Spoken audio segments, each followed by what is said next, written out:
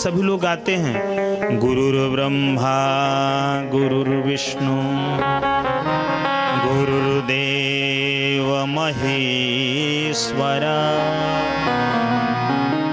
गुरुर्साक्षात् परम ब्रह्मा तस्मै श्री गुरुवे नमः। आप सभी लोग इस श्लोक को जानते हैं ना? इसका अर्थ मैं आपको स्पष्ट कर दूं। इसका शाब्दिक अर्थ है कि गुरु ब्रह्मा गुरु विष्णु गुरुर्देवो महेश्वरा, गुरु भगवान शिव है, गुरु साक्षात परम ब्रह्मा तस्मै श्री गुरुवे नमः, वह परम पिता परमेश्वर है। ऐसे गुरु को हम वंदना करते हैं। एक भाव और है,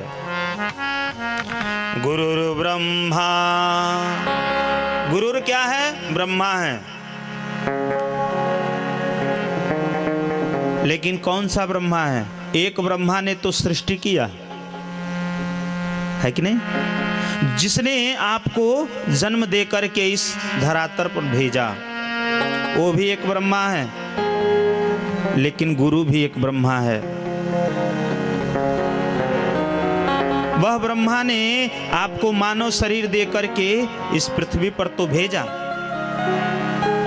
लेकिन आप जब गुरुकुल में पढ़ने जाएंगे तो यह जो गुरु है ब्रह्म स्वरूप हो करके आपके जितने अवगुण हो उसको सद्गुणों में बदलता है। पुनः वह अपना सृष्टि करता है।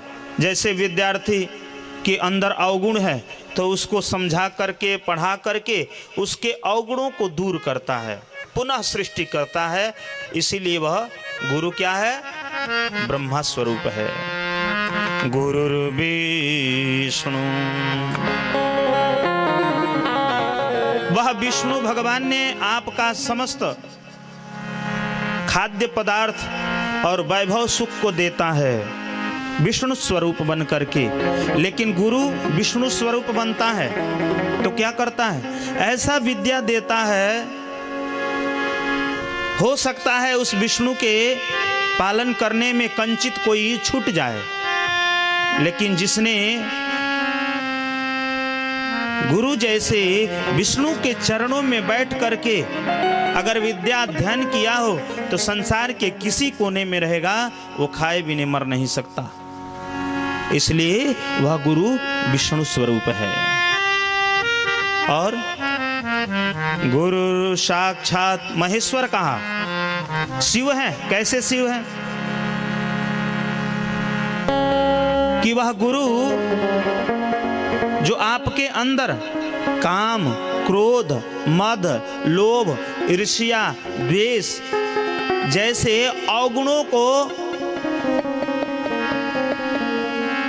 वह समाप्त कर देता है। जब अत्याचार होने लगता है तो वही भगवान ही शिव रूप धारण करके समस्त सृष्टि का प्रलय कर देते हैं। वही ब्रह्मा शिव बन करके समस्त सृष्टि के अवगुणों को समाप्त कर देते हैं, विशुद्ध कर देते हैं। उसी प्रकार यह जो गुरुकुल के गुरु हैं भगवान शिव का दायित्व को निर्वाह करते हुए जीव के जितने अवगुण हैं उन सब अवगुणों को समाप्त कर देते हैं। और वह ब्रह्मा विष्णु रुद्र के रूप में तो है ही हैं। जब जीव गुरु कृपा से वह पूरा परिपूर्ण हो जाता है, पढ़ लिख करके विद्वान हो जाता है, संस्कारिक हो जाता है, तो हमेशा परम तत्व के समान पूजनीय हो जाता है। इसलिए गुरु कृपा से जीव का कल्याण होने वाला है। और नहीं कहा गया देहात में कि जिसकी गुरु मेहमान हो तो चेला पहलवान होता है। जिसके ऊपर गुरु की विशेष कृपा होती है वह जीव इस संसार में कहीं भी रहे न वो खाए भी नहीं मर सकता, नहीं उसको किसी प्रकार की कमी हो सकती, क्योंकि उस जीव पर गुरु कृपा है।